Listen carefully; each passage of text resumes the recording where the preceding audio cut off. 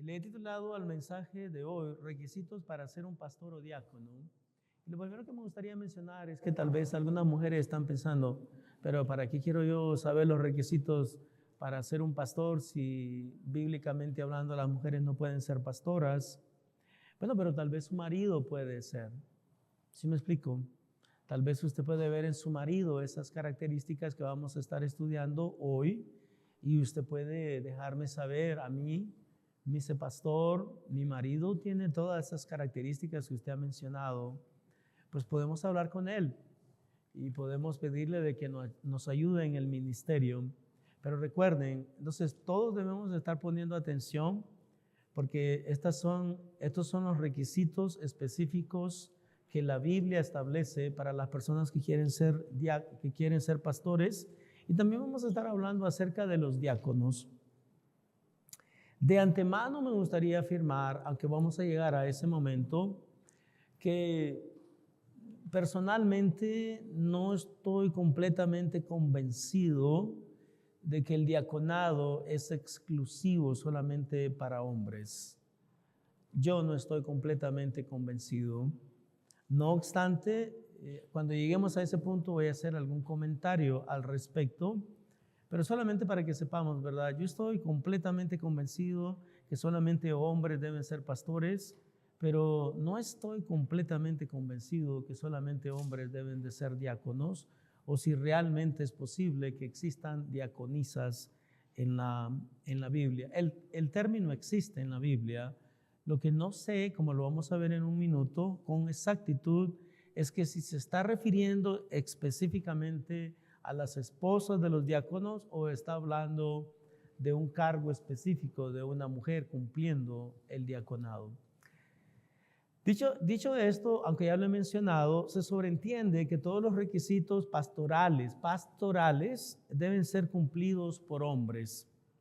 En realidad, la descripción, en realidad la Biblia utiliza expresiones masculinas como marido de una sola mujer. Y como ya lo he mencionado, yo sé que en español y también en inglés tenemos algo que se llama, por ejemplo, yo puedo decir, usted es el cónyuge de esa persona. Y un cónyuge puede ser hombre o puede ser mujer, no hay ningún problema. En inglés es spouse. Pero la palabra que se utiliza en el griego no es cónyuge, es marido de una sola mujer. Y más tarde vamos a estar estudiando lo que significa esa expresión marido de una sola mujer. En este momento baste mencionar de que se está refiriendo a un hombre que tiene una mujer y una mujer no puede tener un hombre, y se está refiriendo a un hombre. Específicamente el texto dice marido de una sola mujer y marido se refiere a un hombre. Entonces el principio no es que es un cónyuge, no, es que es un marido. ¿Cuántos saben lo que es un marido? Para estar claro, es un hombre que está casado, ese es el marido. Entonces, la palabra marida no existe en el idioma español, ni tampoco existe en el griego, ni tampoco existe en muchos idiomas. Entonces, aunque Pablo utiliza, la otra cosa que me gustaría aclarar es que aunque Pablo utiliza el término obispo, que es la palabra obíscopos, el Nuevo Testamento emplea indistintamente los términos obispo, anciano y pastor para referirse al mismo oficio. Entonces, cuando la Biblia habla de un obispo, se refiere a un pastor. Cuando habla de un pastor, también podría referirse indistintamente al anciano de una iglesia. No al más viejo de la iglesia, sino a la persona que cumple la responsabilidad de guiar espiritualmente a la iglesia. Hermanos, lo que ustedes van a estar oyendo en esta mañana o en esta tarde es simplemente la enseñanza bíblica.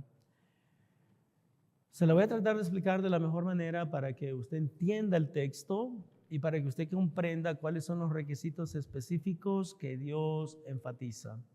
No voy a decir nada que sea mi opinión. Les voy a decir cuál es la interpretación correcta de los textos, del texto que vamos a estar estudiando, para que usted tenga una comprensión total de cuáles son los requisitos de los pastores y cuáles son los requisitos de los diáconos. Primero vamos a hablar acerca de los requisitos para la persona que desea ejercer el pastorado.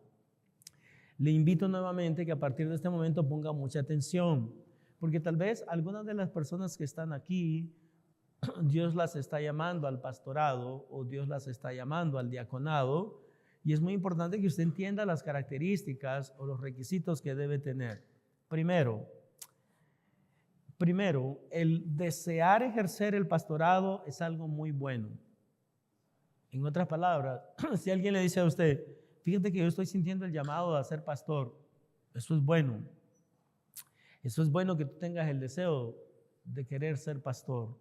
No obstante, el deseo por sí solo no califica a nadie. Debe ir acompañado del llamado de Dios y del cumplimiento de los requisitos bíblicos. Tú tienes el deseo, pero ahora vamos a asegurarnos, número uno, que Dios realmente te está llamando, número uno. Y número dos, que cumple los requisitos que la Biblia establece. Y número tres, que hay otras personas que reconocen en ti ese llamado y que pueden dar testimonio de que tú cumples los requisitos. Ayer ordenamos a un hermano que se llama Pedro García Rivas. Ayer fue uno de los días sábados más ocupados de mi vida. Honestamente, tenía como 6 lugares a donde tenía que ir. Pude ir como a 3 de ellos, a 4 de ellos. Pero todo el día, desde temprano, y después de haber regresado del campamento muy cansado, todavía estoy cansado. No he descansado nada, porque muy temprano, desde ayer, ya había que hacer algo, después había que hacer otra cosa y otra cosa y otra cosa. Así que fue un fin de semana y toda la semana en realidad muy ocupada. No obstante, me gustaría reiterarles nuevamente que el deseo de querer ser pastor no es suficiente. Nadie simplemente por querer ser pastor puede ser pastor. A mí me gustaría explicarles, hermanos, también que en nuestro sistema bautista nosotros no creemos en pastores que ellos solos se nombran pastores. Nosotros seguimos un sistema eclesiástico de ordenación de pastores. La iglesia es la que ordena a los pastores y no creemos en que una persona se puede levantar simplemente y decir, yo voy a ser pastor. No, tienes que tener los requisitos, tienes que tener el llamado y debes de tener el reconocimiento de un cuerpo, el cuerpo de Cristo. Entonces, primero, el desear ejercer el pastorado es algo muy bueno. Palabra fiel, dice aquí, si alguno anhela obispado, ¿qué dice el texto? Buena obra desea. Dígale a algún hombre, a algún joven, porque yo tengo mucho interés de que los jóvenes, algunos de nuestros jóvenes, sean pastores. Dígale, hey, si alguna vez has sentido el deseo de ser pastor, es algo muy bueno. Si alguna vez has sentido el deseo de ser pastor, es algo muy bueno, porque eso es lo que dice el texto. Segundo, el candidato debe tener una conducta intachable. Ahora, desde ya me gustaría aclarar, ¿verdad? Para que nadie se sienta desanimado desde ya y decir, no, yo no puedo ser pastor. Es que la palabra que utiliza el texto, vayan al versículo número 2, pero es necesario que el obispo, esta es la palabra pastor, recuerden, la usa de manera intercambiable el apóstol Pablo, obispo, anciano, pastor, que el obispo sea irreprensible. Irreprensible. Irreprensible significa que no tiene ninguna conducta, o mejor dicho, que exhibe una conducta intachable. Ahora bien, la palabra irreprensible y la palabra intachable no significa que es perfecto. Porque si eso fuera verdad, ¿quién podría ser pastor? Ninguno de nosotros. Porque ¿quién es el único perfecto? El único perfecto es Dios. Ahora bien, hay otras características que también debe tener junto con ser irreprensible o intachable. Dice aquí, marido de una sola mujer, pero eso lo vamos a estar mirando en un minuto. Sobrio, prudente, decoroso, hospedador, apto para enseñar. En realidad, la mayoría de las características, hermanos, para ser pastor están aquí en este versículo. La mayoría. La primera característica es entonces que el candidato debe tener una conducta intachable. Tercero, el candidato debe demostrar fidelidad matrimonial. Aquí es donde usted debe poner atención. Algunas personas interpretan marido de una sola mujer para decir que una persona divorciada no puede ser pastor. Así entienden ellos lo que significa marido de una sola mujer, que una persona divorciada no puede ni debe ser pastor. Yo les digo con toda seguridad que basado en el texto, eso no es lo que significa el texto. Que no significa que una persona divorciada no puede ser pastor. Marido de una sola mujer significa realmente que la persona que se casa demuestra fidelidad matrimonial. La fidelidad matrimonial significa, primero, ante todo, que cuando usted se casa tiene un compromiso matrimonial y ejerce un compromiso matrimonial de por vida. En otras palabras, que si usted desea ser pastor, debe entender que con esa mujer que se casó, con esa mujer usted desea vivir hasta que sus días se le terminen aquí en la tierra. Si usted está pensando, como algunos piensan, bueno, yo me voy a casar, y si las cosas no funcionan, si esta mujer no se porta bien, o si esta mujer no hace lo que yo le digo, o me desobedece, o no me cocina, no me lava, no me plancha, no tiene todas las cosas listas para mí, en cualquier momento me divorcio de ella. Si usted piensa de esa manera, usted no sirve para pastor. Porque el requisito es que debe ser marido de una sola mujer. Y marido de una sola mujer literalmente significa de que usted hace un compromiso espiritual, moral, de por vida para estar con esa persona. El que piensa que se puede salir de la relación matrimonial por cualquier razón, no sé si se acuerdan, tal vez esto le parece extraño, pero no lo es. A Jesús le vinieron a preguntar, ¿es lícito que el hombre le dé carta de divorcio a su mujer por cualquier cosa? Vayan a leerlo, que eso es lo que dice el texto. Esa es la pregunta que le hicieron a Jesús. Que si el hombre podía darle carta de repudio, carta de divorcio a la mujer por cualquier cosa. En realidad, los historiadores nos dicen que en el tiempo de Jesús las personas pedían un divorcio porque la mujer no le calentaba la comida. Olvídense de cocinar, porque no se la calentaba. Entonces las personas creían que se podían divorciar por cualquier cosa. Entonces uno de los requisitos que Dios establece es que el hombre que desee ser pastor debe ser marido de una sola mujer. Eso implica que tiene un compromiso y decisión de permanecer en la relación matrimonial hasta que la muerte los separe. Mis amados hermanos, yo a todo el que caso le digo lo mismo. En realidad yo no caso a nadie si no tengo conferencias prematrimoniales con esas personas. ¿Sí o no? Tengo conferencias prematrimoniales con esas personas. Si no las hago yo, entonces le digo al pastor que él les dé las conferencias prematrimoniales. Y en las conferencias prematrimoniales siempre le digo a todas las personas, si te vas a casar, entiende de que tú no te tienes que casar. Nadie te está obligando, ¿verdad?, que te cases. Entonces, si no te quieres casar, no te cases.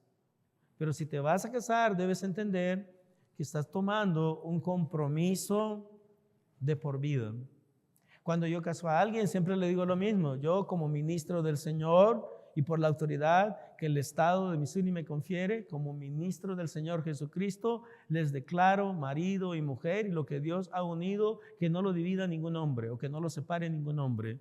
Eso es lo que le digo a todas las personas que caso. ¿Hasta cuándo? Hasta que la muerte los separe. En el cielo, no sé si saben, no va a haber matrimonios. Así que nadie va a estar casado en el cielo. Eso significa, mis amados hermanos, que el matrimonio es simplemente algo que se ha establecido aquí en la tierra como la manera correcta de reproducirnos, la manera correcta de tener una familia, la manera correcta de agradarle a Dios. Entonces, marido de una sola mujer también implica fidelidad matrimonial. pureza sexual, exclusividad hacia su esposa o hacia su esposo. Entonces, el hombre que quiere ser pastor debe entender estas cosas. Eso es esencial. Cuarto, el candidato debe exhibir ciertas virtudes personales. Vamos a hablar brevemente de cada una de ellas, pero debe exhibir estas virtudes personales. Estoy todavía en el versículo número 2, pero es necesario que el obispo sea irreprensible, marido de una sola mujer. Aquí vienen las características que estamos hablando. Sobrio. Sobrio, hermanos, es una persona que no está emborrachada. Sobrio es una persona que es ecuánime, una persona que no se altera fácilmente. Aparte de ser sobrio, debe ser una persona prudente, debe ser una persona decorosa, debe ser una persona hospedadora. Esas son las características que debe tener un hombre: carne, pernil asado, chicharitas. No, es cierto, eso te alimenta físicamente, pero ¿qué es lo que nos alimenta espiritualmente? Lo que nos alimenta espiritualmente es la palabra. Por eso, mis amados hermanos, cuando yo voy a un lugar y miro que la persona no abre la Biblia, miro que la persona no se enfoca en la palabra del Señor, mira que ando por todos lados, menos por la enseñanza bíblica, ese no es un lugar para que usted esté. Porque ahí nunca va a crecer, ahí nunca va a madurar, ahí nunca la palabra de Dios va a hacer efecto en usted, porque ni siquiera la están enseñando. Entonces, el pastor, el hombre que desea ser pastor, debe ser apto para enseñar. Noten que dice apto, eso significa que tiene la aptitud, es con P, no es con C. Hay una diferencia entre actitud y aptitud. En este caso quiere decir que la persona Dios la ha habilitado para que enseñe la palabra de Dios bien. Se siente bien enseñándola, no se siente forzado, porque es apto para enseñar. Quinto, el candidato al pastorado debe ser un buen maestro. Sexto, antes de pasar al sexto, déjenme decirle algo. Muchas personas en el pasado me han dicho: pastor, estoy yendo al seminario. ¿Y para qué estás yendo al seminario? Porque yo quiero ser pastor. Bueno, déjeme decirle algo que tal vez usted no entiende. Usted no necesita ir al seminario para ser pastor. ¿Quiere que se lo diga de nuevo? Usted no necesita ir al seminario para ser pastor. Bueno, y entonces, ¿para qué vamos al seminario si no necesitamos ir al seminario para ser pastor? Bueno, déjeme explicarle para qué. No vamos al seminario para ser pastores. Vamos al seminario para aprender a cómo enseñar mejor la palabra. Para eso vamos al seminario. Para eso es que sacamos programas de maestría en divinidad, de doctorados, etcétera. Pero ese es el propósito. No es ser pastor, es enseñar mejor la palabra. Porque mientras más entrenamiento tienes, más habilitado y más empoderado estás para poder hacer las cosas mejores. Y eso es verdad en la mayoría de los campos. Imagínense ustedes si alguien le va a hacer una operación a usted. Una de las cosas que por lo menos a mí no me han hecho muchas operaciones dramáticas de ninguna manera. La gran operación que me hicieron es una operación de una hernia que tenía. Y le hacen una cortadita a uno como de 1 pulgada y después le hacen 2 ojitos, 3 ojitos, no sé cuántos. Pero aún así, yo le pregunté al médico: ¿y cuántas veces has hecho esto? ¿Cuántas veces lo has hecho? Y él me dijo: infinitas veces realmente. Muchas veces lo he hecho. Porque yo quiero saber. Imagínese que usted le pregunta: ¿y cuántas veces has hecho el primero? El primero. ¿Cómo se siente usted? Ya me siento más nervioso de saber que yo soy el primero, conejilla de India. No obstante, hermanos, interesantemente, en esta lista que deben tener las personas o los requisitos que deben cumplir las personas que quieren ejercer el pastorado, que sea apto para enseñar, es prácticamente la única capacidad ministerial específica que Pablo exige al pastor. Todos los demás requisitos son de carácter y de moralidad del individuo. Eso significa, honestamente, que para ser pastores no tenemos que tener grandes estudios. Tenemos que tener un buen carácter. Tenemos que tener una buena moral. Tenemos que tener un estilo de vida que realmente glorifica a Dios. No se preocupe tanto por el estudio en este momento. Ya el estudio vendrá después. En este momento lo que importa es tratar de definir si yo tengo esas características morales, espirituales, del carácter, más que del estudio. El estudio vendrá por añadidura. Sexto, el candidato al pastorado debe ser una persona con integridad moral. Note lo que dice aquí, no dado al vino. Y aquí, hermanos, les reitero, mi interés es de que usted entienda bien el texto. No dado al vino se entiende correctamente como que no es una persona que se emborracha o que está todos los fines de semana bebiendo bebidas alcohólicas. Eso significa, literalmente, de que si una persona se bebe una copa de vino, realmente eso no lo descalifica del pastorado. No te descalifica del pastorado. En cierta manera y bajo ciertas circunstancias y condiciones, te puede descalificar de tener una buena reputación. Porque déjenme se lo explico de esta manera, para que lo entendamos. Nosotros, la mayoría de cristianos evangélicos, la mayoría venimos de un trasfondo católico. Y esto se lo presento principalmente en México y en Nicaragua. En Nicaragua porque de ahí soy yo, de México porque yo conozco México. En realidad yo viajo a México más que muchos mexicanos que viven aquí. Conozco bien la cultura mexicana y sé cómo miran las cosas. Bueno, en la mayoría de los casos, no todo. Pero una de las cosas que me he dado cuenta es, en México y en Nicaragua, de que si yo digo que soy pastor y usted llega a mi casa un día y usted me encuentra con una botella de ron plata en Nicaragua, una botella de Presidente en México, cuando usted entra y me ve con la botella, yo le garantizo que usted ya no tiene la misma opinión de mí. Yo creo que lo mismo es verdad en Perú. Ya no me ve igual. Porque usted piensa que yo soy un borracho. Y usted piensa que 1 Corintios capítulo 6, versículo número 9, se aplica a mi vida. No erréis, no sabéis que los injustos no heredarán el reino de los cielos, ni los borrachos, ni los incrédulos, ni los que se acuestan con varones, ni los afeminados van a heredar el reino de los cielos. Entonces, una de las cosas que sabemos es que la Biblia no prohíbe a una persona que se beba una copa de vino. Lo que sí también entendemos de una manera práctica es que el consumo de bebidas alcohólicas, si usted no tiene cuidado, puede producir en las demás personas un mal testimonio para usted. Ahora, ustedes saben, hermanos, de que yo no bebo bebidas alcohólicas. No necesariamente porque yo no entienda que yo puedo beberme una copa de vino. La única razón que yo no bebo es porque quiero asegurarme que en ningún momento y bajo ninguna circunstancia yo voy a ser piedra de tropiezo para usted. Yo quiero asegurarme de que usted me ve siempre igual a mí. Ahora, hay pastores que beben. Cuando digo que beben, no estoy diciendo que se emborrachan.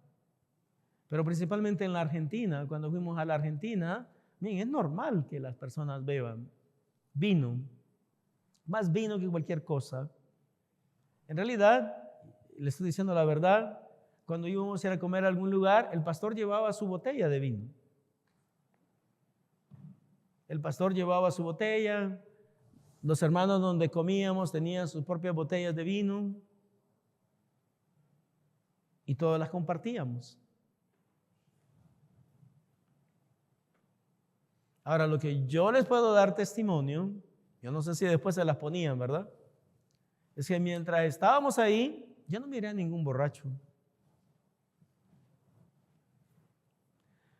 Digo esto simplemente porque hay personas que erróneamente afirman que la Biblia afirma de que Dios nos enseña cero tolerancia con relación al vino, y no es verdad. Solamente lo estoy diciendo como enseñanza bíblica. Eso no significa que yo estoy endosando que todas las personas beban. En realidad, una de las razones fundamentales por las que yo nunca he bebido es porque viendo en mi casa, viendo el daño, la afectación que las bebidas alcohólicas pueden producir en la vida de una persona, yo decidí no probar vino. Bueno, vino, bebidas alcohólicas, ¿verdad? Ni cerveza, ni vino, ni ron plata, ni flor de caña, ni nada por el estilo. Porque pienso de que no todas las personas tienen la capacidad de poder controlarse. No todas las personas tienen la habilidad de poder beberse una copa de vino y pararle ahí, 2 y pararse ahí. Hay gente que siguen bebiendo hasta que se emborrachan. Y el pecado no es beberte una copa de vino. El pecado, de acuerdo a la Biblia, es emborracharte. Y si no, lean 1 Corintios capítulo 6, versículo número 9 en adelante. Séptimo, el candidato al pastorado debe dirigir espiritualmente y responsablemente su hogar. Hermano, note, no lo digo yo, el texto es bien claro, que gobierne bien su casa, que tenga a sus hijos en sujeción con toda honestidad. ¿Saben lo que significa eso de que tenga a sus hijos en sujeción con toda honestidad? De que no es mentira que sus hijos realmente le respetan, que sus hijos le obedecen. O sea, no los tienes presionado, es simplemente de que ellos te respetan. Es con honestidad. No es que cuando venga el pastor, por favor, pórtate bien. No, no es eso. Es que todo el tiempo se portan bien. Te respetan a ti y por eso te honran de esa manera. Note lo que dice el apóstol Pablo. Pues el que no sabe gobernar su propia casa, para mí es una excelente pregunta. ¿Cómo cuidará de la iglesia de Dios? Hermano, si no sabes cuidar tu casa, ¿cómo vas a cuidar de la iglesia de Dios? Si tus hijos no te respetan, entonces ¿cómo te va a respetar la congregación? Si vives con ellos y tú eres el papá y tú no gobiernas de una manera correcta, entonces ¿cómo esperas que en la iglesia te van a respetar? Octavo, el candidato al pastorado no debe ser un recién convertido, sino una persona que ha adquirido suficiente conocimiento bíblico y ha sido transformado por la palabra de Dios. Siempre me recuerda del joven, ¿verdad?, recién convertido que empezó a ir al seminario y que vino a ver al pastor. ¿Se acuerdan de la historia de la SC? De que sigue a Cristo, SC, sigue a Cristo. Él le agregó la A, porque lo que él soñaba era una gran S y una gran C. Sigue a Cristo. Y sigue a Cristo, él lo miraba como quería ser pastor, quería ser misionero. Pero a mis amados hermanos, déjenme decirles, como este pastor lo menciona, él le preguntó al joven y le dijo, ¿y cómo tú sabes que esa S y esa C significa sigue a Cristo? ¿Qué tal si esa S grande que mira y esa C que mira significa siembra camote? Porque tiene que haber verificación. ¿Quién te está verificando realmente que lo que tú estás tratando y anhelas es una verdad bíblica? Para eso estamos nosotros los líderes espirituales. Noveno, el candidato al pastorado debe ser una persona que tiene buen testimonio con las personas del mundo. Pero no leí el 6 y es necesario leerlo. No un neófito, no sea que envaneciéndose caiga en la condenación del diablo. Siempre me recuerdo la historia de un joven.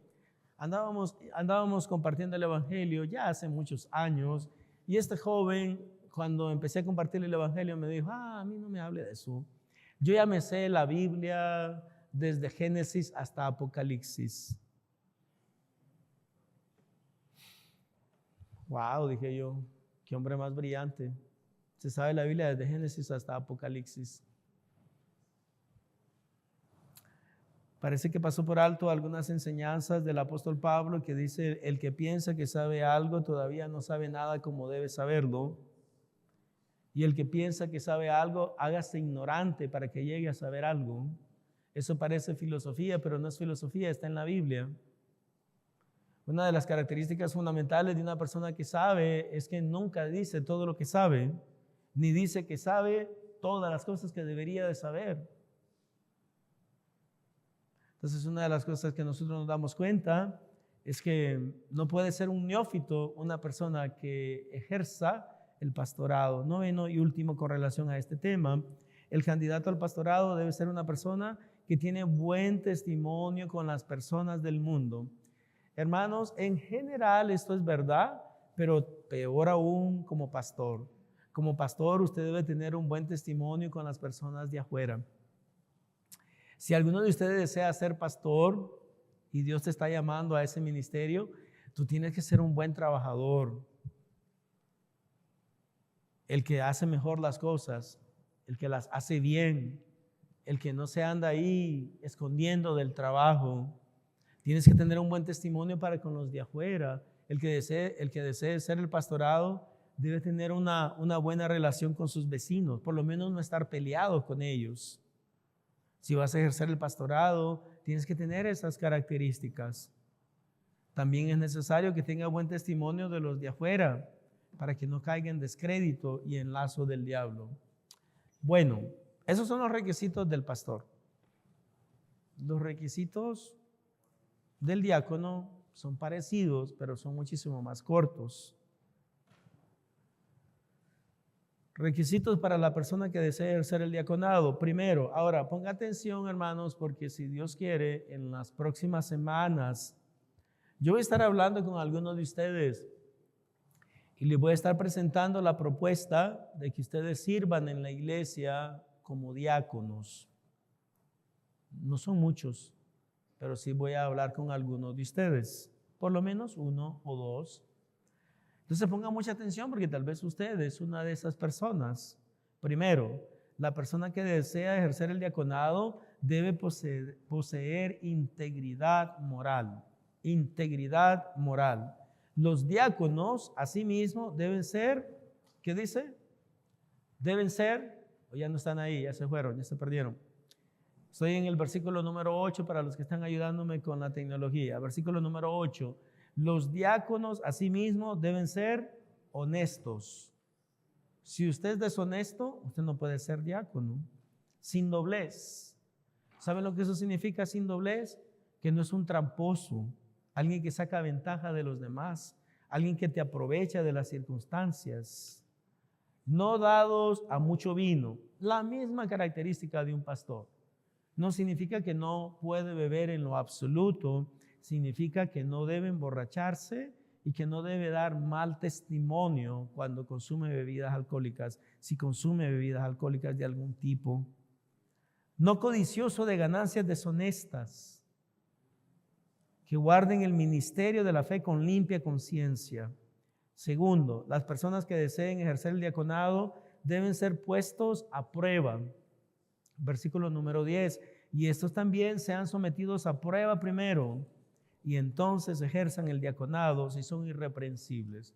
Y lo que va a pasar con esta persona, uno o dos, tal vez tres, pero dos creo más que todo, pues vamos a hablar con ellos, vamos a considerarlos como diáconos de la iglesia y probablemente le vamos a dar un tiempo de prueba de 6 meses que ejerzan el diaconado para ver si realmente tienen y desean cumplir esa función, si tienen la habilidad y si desean realmente cumplir esa función. Por eso dice el texto número 10, el versículo número 10, y eso también sean sometidos a prueba primero y entonces ejerzan el diaconado si son irreprensibles.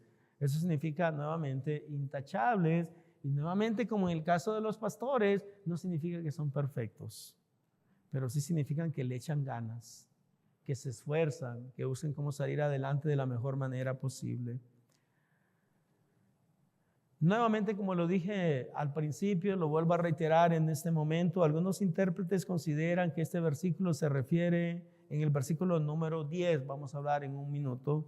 Así que vamos a ver lo tercero. Las mujeres de los diáconos deben ser mujeres piadosas, no metiches, no calumniadoras, no personas que propaguen el chisme.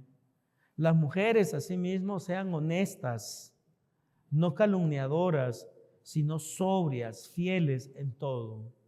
Y aquí es donde vale la pena hacer el comentario, y es que algunos intérpretes consideran que este versículo se refiere a diaconisas. Como les reitero, yo se los mencioné en un principio, hasta este momento, y hasta que haga un estudio más profundo, yo les puedo dejar saber cuál es mi concepto o mi opinión bíblica con relación a este tema. Sin embargo, entendemos que este contexto favorece la referencia a las esposas de los diáconos, quienes también debían poseer un testimonio piadoso. En otras palabras, el diácono tiene que ser un hombre recto, pero también su mujer. E igual sucede en el caso de las mujeres que estén casadas con pastores.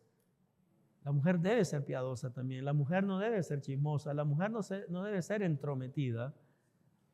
Las mujeres de los pastores también tienen que exhibir una conducta agradable delante de Dios. Cuarto, los diáconos también deben tener un compromiso matrimonial de por vida. En otras palabras, deben ser fieles matrimonialmente hablando. Los diáconos, versículo número 12, sean maridos de una sola mujer y que gobiernen bien sus hijos y sus casas. Si ustedes se dan cuenta, las características de los pastores y los diáconos y los requisitos de los pastores y los diáconos son muy parecidas. Son muy parecidas. Pero si están poniendo atención, vamos a ver si es cierto, ¿cuál es una de las características que no aparece? Aptos para enseñar. Aptos para enseñar. Y la única razón por la cual no aparece no es porque los diáconos no puedan enseñar, es porque el pastor es completamente responsable de saber enseñar, pero el diácono no. Pero si vas a ejercer la función pastoral, es un debes. No hay opción. Por último, quinto, les dije que este era más corto, las personas que desean ejercer el diaconado deben entender que esta es una función honrosa. Es interesante porque a diferencia del pastorado, no dice eso el pastorado. Bueno, dice algo parecido en otro pasaje bíblico, pero no en este. Pero no tengo relación a los diáconos. Porque los que ejerzan bien el diaconado, bueno, solamente los que los ejercen bien, ganan para sí un grado honroso y mucha confianza en la fe que es en Cristo Jesús. Hermanos, sinceramente, personalmente, los diáconos que en este momento tenemos en la iglesia, yo me siento bien con ellos. Teníamos 6 diáconos, ahora solamente tenemos 4 diáconos. Perdimos 2 diáconos, no porque se hayan ido al mundo, sino porque algunos ya no están aquí. Y no es porque se hayan muerto tampoco, hago la aclaración. No, bien muertos están, gloria a Dios. No, ese no es el tema. Pero sí perdimos algunos diáconos, entonces necesitamos por lo menos nombrar 2 diáconos más. Así que ustedes ya miraron las características.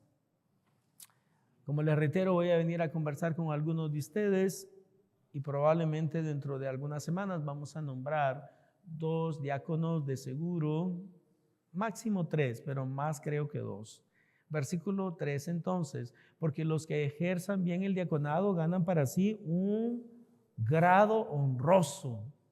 O sea, orgullosamente sirvo como diácono en la iglesia.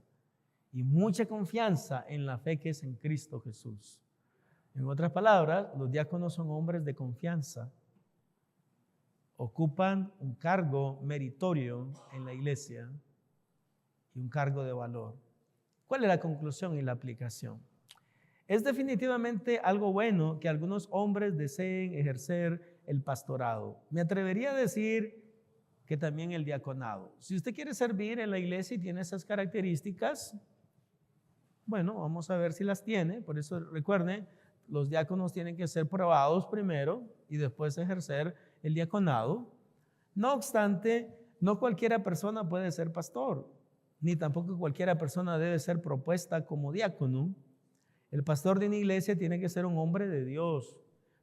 Tiene que ser un hombre que Dios ha llamado y que a la vez cumple los requisitos establecidos por Dios en su palabra. Ok, dos cosas importantes. Número uno, con relación al pastor. Hermanos, el llamado en el pastorado para mí es lo más esencial.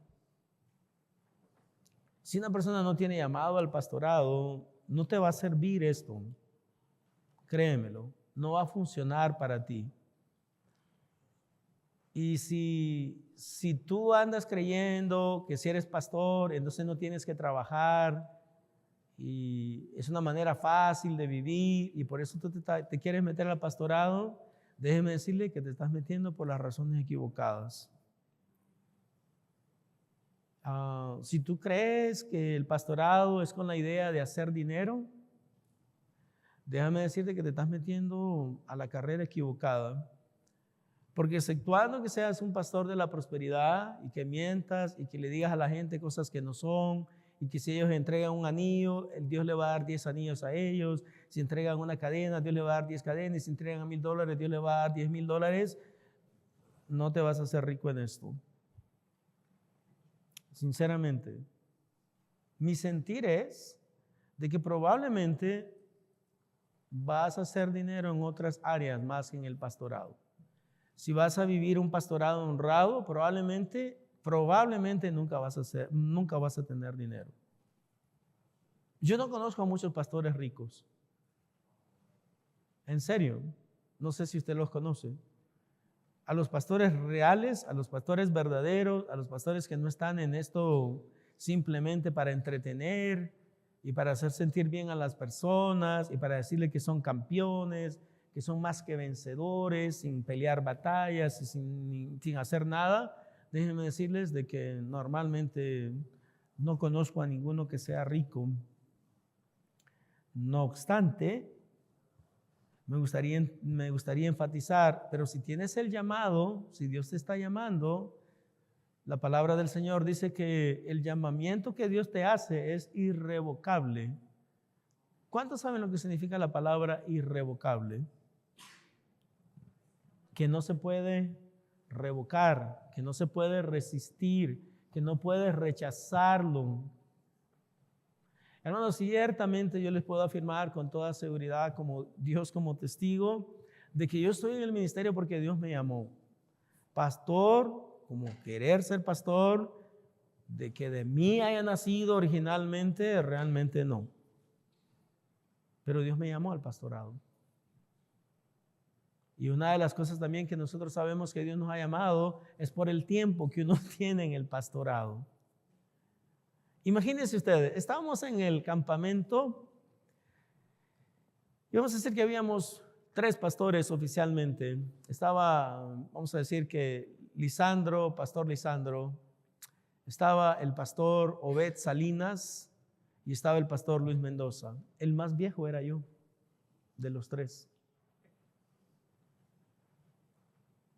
O sea, el pastor más viejo, porque ya se había venido Pedro, ¿verdad? Que tiene como 400 años. Yo era el más viejo. Yo comencé a ser pastor desde que tenía 27 años. Y ya voy a tener 59 ahora, el 20 de agosto. Recuerden, para que me regalen algo. El 20 de agosto también es mi aniversario. Así no se me olvida mi aniversario.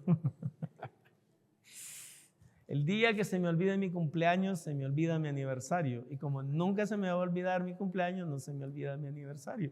Es una estrategia tremenda. Pero hermanos, son 32 años de pastorado. ¿Y saben qué es lo que me ha mantenido? No es que no hayan dificultades, no es que no hayan adversidades, No es que uno no tenga que lidiar con personas difíciles. No, es que Dios me llamó a esto. Dios me llamó al ministerio. Y nuevamente les reitero, pues no es la mejor paga del mundo. No es. En el ministerio no te pagan mucho. Pero como dijo un hermano, pero el retiro es el mejor. Y no el retiro aquí en la tierra, el retiro en el cielo. Porque cuando te retiras aquí en la tierra tampoco tienes dinero. Entonces, mis amados hermanos, déjenme decirle algo. Los diáconos, al igual, deben ser personas a quienes Dios llama para este ministerio singular y que además cumplen los requisitos establecidos en las Escrituras. Fefe, ¿tú te sientes mal sirviendo en la iglesia? No. ¿Sabe por qué? Porque Dios le llamó a eso. Dios le llamó a que él sea diácono. Cuando tú no te sientes bien sirviendo en la iglesia, entonces Dios no te ha llamado a eso. O sea, específicamente en el rango de diácono, tenemos que entender que todas esas cosas las hace Dios. Es importante resaltar que la mayoría de los requisitos establecidos por Dios para cumplir el pastorado, el diaconado, tienen mucho que ver con la vida espiritual y moral del individuo, más que con su conocimiento o preparación académica. Amados hermanos, sinceramente, muy honestamente se lo digo, ¿cuánto uno tiene de educación es irrelevante con relación a la función que Dios quiere que cumplas? Lo que Dios más quiere es que tú estés dispuesto a servirle. Ahora, ¿es importante la preparación? Bueno, ustedes saben que yo enseño en el seminario. Si no lo creyera, no estaría enseñando. En realidad estoy enseñando en el seminario todo el tiempo. Hasta durante el verano estoy enseñando clases.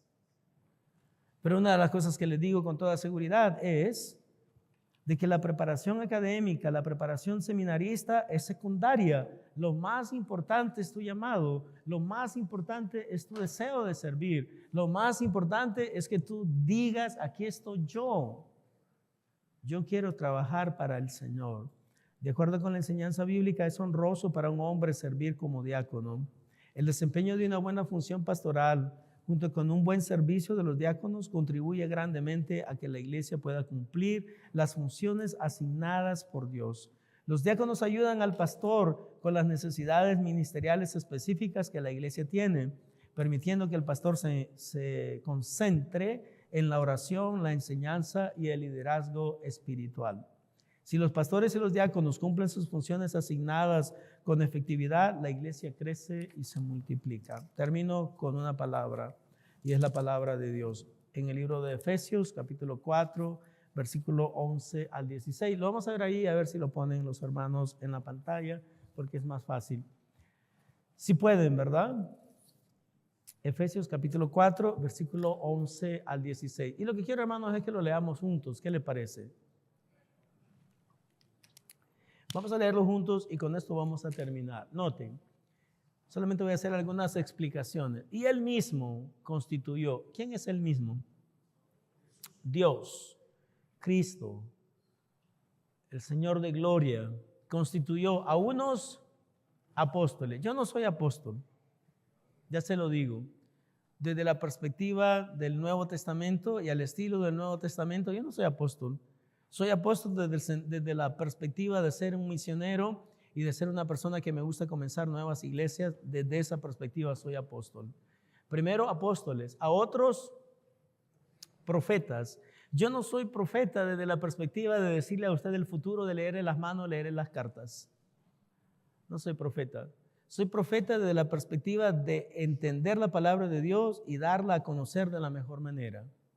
A otros evangelistas. Yo no soy evangelista desde la perspectiva de Billy Graham, de Luis Palau, no lo soy, pero soy evangelista desde la perspectiva de una persona que cumple la gran comisión. Cada vez que puedo, tomo el tiempo para compartirle a alguien el evangelio. A otros, pastores y maestros. Ahí estoy yo. Ahí estoy. Como el chino dijo, ¿verdad? Cuando miró el espejo, ahí estoy. Ahí estoy yo. Soy pastor y maestro.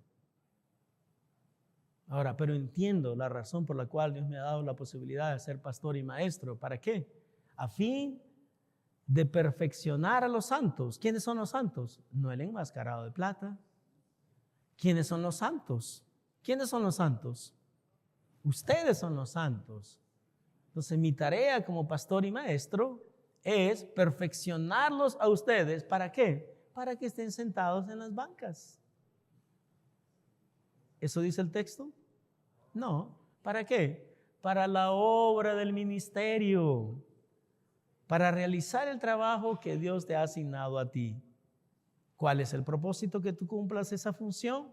Para la edificación del cuerpo de Cristo. ¿Y qué va a traer como resultado todo esto? De acuerdo al versículo número 13, hasta que todos lleguemos a la unidad de la fe y del conocimiento del Hijo de Dios, a un varón perfecto a la medida de la estatura de la plenitud de Cristo. Ahora el 14, si me lo permite. ¿Tiene 14? Sí, tiene. Y 15. 14. Para que ya no seamos niños fluctuantes, llevados por doquiera de todo viento de doctrina, por estratagema de hombres que para engañar emplean con astucia las artimañas del error. Versículo número 15. Sino que, siguiendo la verdad en amor, crezcamos en todo en aquel que es la cabeza. Esto es Cristo, de quien todo el cuerpo, bien concertado y unido entre sí, por todas las coyunturas que se ayudan mutuamente, según la actividad propia de cada miembro, recibe su crecimiento para ir edificándose en amor. Hermanos, llévense ese texto, analícenlo, piénsenlo, y ustedes se van a dar cuenta que Dios te está llamando a algo grande, más grande de lo que tú piensas. Dios quiere usarte, Dios quiere bendecirte. Vamos a orar en este momento. Nuestro buen Padre Celestial, hoy hemos hablado acerca de los requisitos para los pastores, las personas así como yo, para los pastores y para los diáconos. Yo creo fervientemente que en este lugar hay por lo menos una o dos o tres personas que Dios está llamando al pastorado. Dios está llamando al pastorado, y si tú tienes esas características, si tú cumples esos requisitos, recíbelo en tu vida como una realidad, que Dios quiere que tú trabajes para la obra del Señor. También, Señor, hablamos acerca de los requisitos para los diáconos. Y tal vez en esta tarde hay algunos de ustedes que dicen, todos esos requisitos yo los cumplo. Todos esos requisitos yo los lleno. Necesito empezar a servir como diácono. Las esposas de los diáconos también deben ser mujeres de Dios. Las personas que están cumpliendo alguna función ministerial deben ser hombres y mujeres que le sirvan al Señor con integridad. Le damos a Dios toda la gloria, toda la honra, toda la exaltación, y le pedimos que nos ayude a clarificar nuestro llamamiento y a poder vivir vidas agradables delante de Él, recordando siempre que el aspecto moral, el aspecto del carácter, el aspecto de la espiritualidad siempre es más importante, y el aspecto de la disponibilidad siempre son más importantes que el entrenamiento académico. No estoy en contra del entrenamiento académico, pero entiendo perfectamente que eso no es lo principal. Lo principal es saber de que Dios te ha llamado y que Dios te ha dotado y que Dios te ha habilitado para cumplir ciertas funciones específicas en la iglesia, para la edificación del cuerpo de Cristo, para el crecimiento de la obra de Dios, para la multiplicación de la obra misionera y para todas aquellas cosas que Dios considere importante. Ahí le damos la gloria y la honra siempre en el nombre de Jesús. Amén.